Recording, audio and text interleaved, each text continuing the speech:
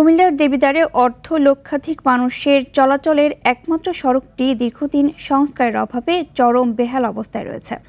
রাস্তাটিতে বড় বড় খানাখন্দ আর কার্পেট উঠে গিয়ে চলাচলের অনুপযোগী হয়ে পড়ছে। ফলে প্রায় ঘটছে দুর্ঘটনা, বিকল হচ্ছে যানবাহন। স্থানীয়দের অভিযোগ, দীর্ঘ সময় অতিবাহিত হলেও সড়কটি সংস্কারের উদ্যোগ নেওয়া হচ্ছে না। কুমিল্লা উত্তর প্রতিনিধি আবুল খায়েরের প্রতিবেদন, জানাচ্ছেন আবরার মাহি।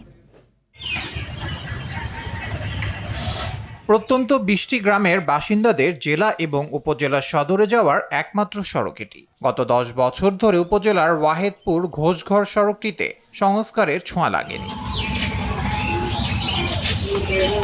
এরই মধ্যে ২০২৪ সালে গোমতীর বেড়িবাঁধ ভেঙে সৃষ্ট বন্যায় সড়কটি ব্যাপক ক্ষতিগ্রস্ত হয়। স্থানীয়দের দাবি, দীর্ঘ সময় অতিবাহিত হলেও সড়কটি সংস্কারে কার্যকর কোনো পদক্ষেপ নেয়নি কর্তৃপক্ষ। এই রাস্তাটা কাজটা হয় না, আমরা রিক্সা দিয়ে যাইতাম পারি না, কাটতে লেভেল ছিটতে পড়ি, উল্টাইয়া পড়ি। এদিকে রাস্তা খুবই ভয়াবহ রাস্তা, গাড়ি চালাইতে খুবই কষ্ট।